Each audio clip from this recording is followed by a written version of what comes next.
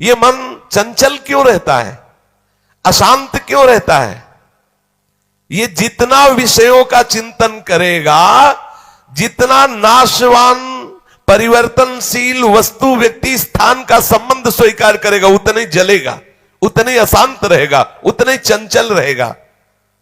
त्यागाच्छांति अनंतरम, जितना ये सब वस्तु व्यक्ति स्थान का राग त्याग करेगा, उतना ही शांत हो जाएगा, उतना ही आनंदित हो जाएगा, उतना ही प्रसन्न हो जाएगा। मना प्रसादः, यदि आप मन को प्रसन्न करना चाहते हैं तो किसी भी व्यक्ति वस्तु स्थान का इसे संबंध न रख ले पावे, ये सावधानी रखना। और होता क्या है, बोले चलो मनोरंजन करते हैं, कहां? किसी व्यक्ति में, किसी वस्तु में, किसी स्थान में, किसी द्रव्य में। होता क्या है, मनोरंजन होता नहीं, एक नई जलन, एक नई चिंता, एक नई कामना, एक नई वासना, एक नया फसाव। चले थे आनंद लेने और फंस गए। हमारा मन प्रसादः, मन प्रसन्न कब होगा? बहुत ध्यान की बात है। भगवान कह रहे त्यागाच्छांति अनंतरम, यदि आप शांति देना चाहते हो अपने मन को, आनंद देना चाहते हो, प्रसन्नता पाना चाहते हो, तो आप वस्तु व्यक्ति स्थान के संबंध से रहित कर दो अपने मन को। एकमात्र प्रभु के चरणारविंद में आप अपने मन को लगा दो, फिर आप देखें आपका मन सदैव प्रसन्न रहेगा। क्योंकि प्रभु अविनाशी है, वस्तु व्यक्ति स्थान परिवर्तनशील है। वो एक रस प्रसन्न रह ही नहीं सकता जिसका वस्तु व्यक्ति स्थान से संबंध है, नहीं रह सकता, क्योंकि वो एक रस नहीं है, तो मन कैसे एक रस होगा? वो विनाशी है, परिवर्तनशील है, मूल में दुख है, केवल ऊपर से सुखद दिखाई दे रहा है। मन में अशांति, दुख, क्लेश, बंधन का कारण है किसी वस्तु व्यक्ति स्थान से अपनापन कर लेना। सूक्ष्मता से देख लीजिए, अभी हम यही फंसे हैं, चाहे हम ज्ञानी भगत हो, चाहे प्रेमी भगत हो, अभी केवल मन के भगत हैं, मन को अभी भक्ति के मार्ग में नहीं खड़ा कर पाए। किसी भी वस्तु व्यक्ति स्थान से राग न रह जाना, यह वैरागी का लक्षण है। समस्त वस्तु व्यक्ति स्थान में एकमात्र सच्चिदानंद आराध्य देव को देखना, यह अनुरागी का लक्षण है। हम देखें कि हम ना तो वैरागी है ना अनुरागी है, हम तो रागी है। हर वस्तु व्यक्ति स्थान से हम सुख भोगना चाहते हैं। देख लो, अगर ऐसा नहीं तो फिर मन जाएगा ही नहीं। जब तक सुख की लालसा नहीं, तब तक मन जाने वाला नहीं। इसको जहां जहां सुख का मिलने का भाव है, वहीं वहीं ये जाता है। जब धन, संपत्ति, स्त्री, पुत्र, नाना प्रकार की भोग सामग्री, इनमें हम अपनापन कर लेते हैं तो मन हमारा चंचल हो जाता है। सबका प्रश्न होता है, मन भजन में नहीं लगता, चंचल है। मन चंचल आपने किया है, आपको ही छोड़ना पड़ेगा। आपने वस्तु व्यक्ति स्थान से संबंध कर लिया है, वो चंचल, परिवर्तनशील, नाशवान, वही लक्षण मन को आ रहे। और आप अविनाशी प्रीतम से अपना संबंध कर लो, देखो कितना आनंद मन में रहता है, कितनी प्रसन्नता रहती मन में। भगवत चरणारविंद का आश्रय लेने वाला हर समय प्रसन्न रहता है, ये पहचान है। भारी से भारी विपत्ति में भी उसका हृदय आनंदित रहता है, क्योंकि ये विपत्ति संपत्ति बाहरी बात है। वो जिस आनंद में मगन है, वहां न विपत्ति का न संपत्ति का, दोनों का प्रवेश नहीं, न हर्ष न शोक का। इसलिए मना प्रसादः, साधक ध्यान दे संतुष्टः येन केनवा।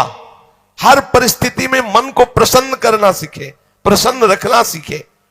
परिस्थिति में प्रसन्न तभी रह सकते हैं जब भगवत चरणारविंद का आश्रय नहीं। कभी परिस्थितियां किसी को चैन नहीं लेने देती, कभी संयोग, कभी वियोग, कभी हर्ष, कभी शोक, कभी अनुकूल, कभी प्रतिकूल, कभी मान, कभी अपमान, इसी द्वंद्व में हम पिसते रहते हैं। तो मन कहां प्रसन्नता का अनुभव कर पाता है? मन की प्रसन्नता के लिए सांसारिक वस्तु, व्यक्ति, परिस्थिति, देश काल, घटना आदि को लेकर के हम अपनापन, अहम करके उसे ना माने। जैसे ये व्यक्ति मेरा है, ये वस्तु मेरी है, ये स्थान मेरा है, ये अमुक अमुक मेरे।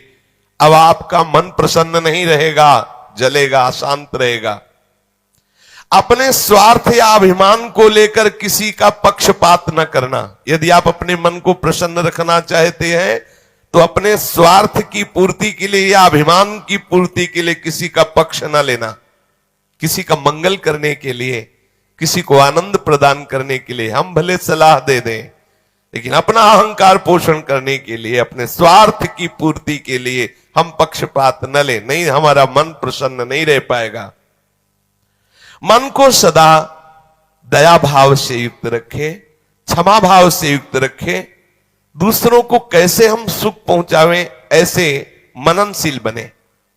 सदैव सुख देवे को चाव चित, सब सोहित निष्काम। सबको सुख पहुंचाऊं लेकिन किसी से सुख पाने की लालसा ना हो, मन प्रसन्न रहने लगेगा। मन में जब दूसरों के हित की भावना होती है तो प्रसन्नता का प्रादुर्भाव होता है। और सदैव मन को प्रसन्न रखने के लिए थोड़ा भोजन पाना सीखें, कम बोलना सीखें, कम सोना सीखें और सदैव भगवान नाम जपना सीखें। अखंड प्रसन्नता आ जाएगी।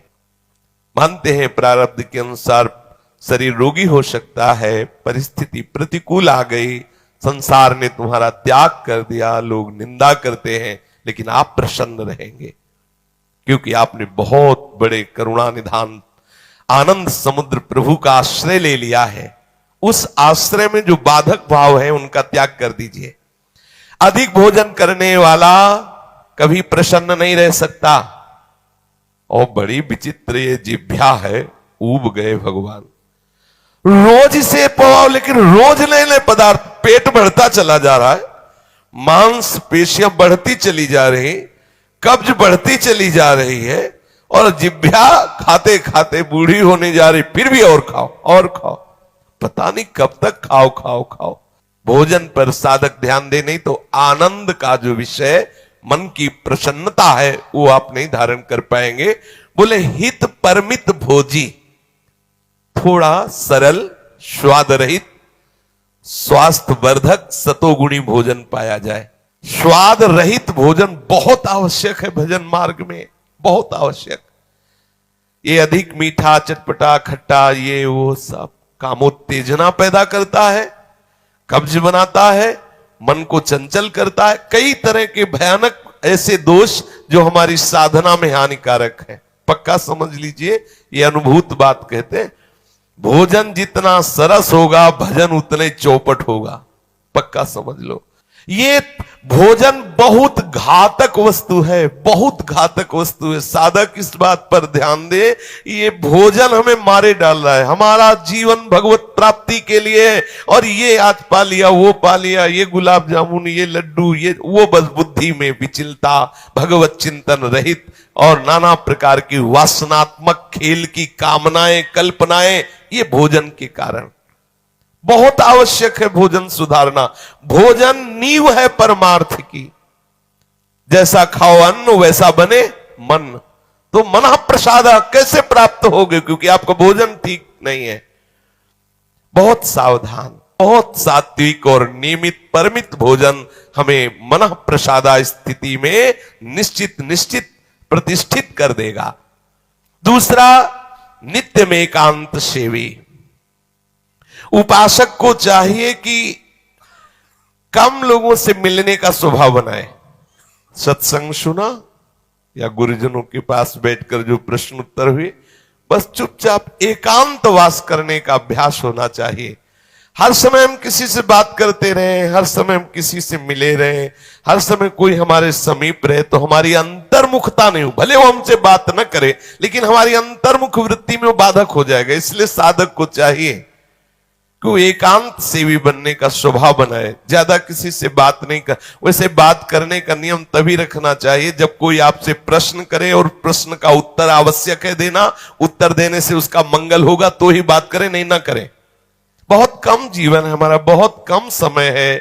हम अगर व्यवहार प्रपंच की सत्ता को सत्य मानकर केवल यही हमारा कर्तव्य है, यही ऐसा व्यवहार का निर्वाह करना, तो हम भगवत साक्षात्कार कब करेंगे। अल्प निद्रा विहारा, स्वल्प सोने का समय बनाए। 24 घंटे में 5 घंटे बहुत है शयन करना, बहुत है, मतलब बहुत हो गया 5 घंटे। 6 घंटे तो उनको जो बहुत शारीरिक श्रम करते हैं, 7 घंटे मतलब खत्म, अब इसके आगे साधक शब्द नहीं लगेगा। 6 घंटे तक तो मतलब बहुत हो गया कि बहुत श्रम करता है, इसलिए ठीक है। 7 घंटे मतलब प्रमाद स्थिति आ गई, 7 के बाद तो प्रणाम है, फिर तो कोई बात ही नहीं है। अब आप देख लो किस श्रेणी में आप हैं। उत्तम साधक 4 घंटे में हो जाता है, ठीक है। 5 घंटे, 5 घंटे पर्याप्त है। और जिनको बहुत शारीरिक श्रम होता है वो 6 घंटे, और कुछ तो ऐसे होते हैं कि हर घंटे में झपकी, हर घंटे में आनंद। हाँ, समाधि भाव को निद्रा समाधि स्थिति, व्यास भरोसे कुंवर के सोत पाव प्रसाद। सत्संग हो रहा है, थोड़ी ढिलाई हुई, बस गए समाधि में गए, बिल्कुल। हाँ, मक्खी बन बनाए चाहे मच्छर बन बनाए चाहे महात्मा बन बनाए, कोई फर्क नहीं पड़ता। अपने निद्रा समाधि स्थिति, आओ समाधि भीतर। स्वामी हरदास जी कहते, मनी उतना डुलाओ, आओ समाधि भीतर। आ गए तो थोड़ा सावधान करे। स्वल्प निद्रा विहारा, और घूमने फिरने का भी एक नियम होना चाहिए। आपकी दिनचर्या एक नियमित होनी चाहिए। यदि आप नियम के अनुसार भोजन, नियम के अनुसार शयन, नियम के अनुसार घूमना और नियम के अनुसार बोलना चालना रखेंगे नियम से, तो आपका मन बहुत शीघ्र भगवत चरणारविंद में लग जाएगा। भगवत चिंतन से मन में प्रसन्नता आ जाती है। यदि आप ऐसा करेंगे तो आपका मन सदैव प्रसन्न रहेगा।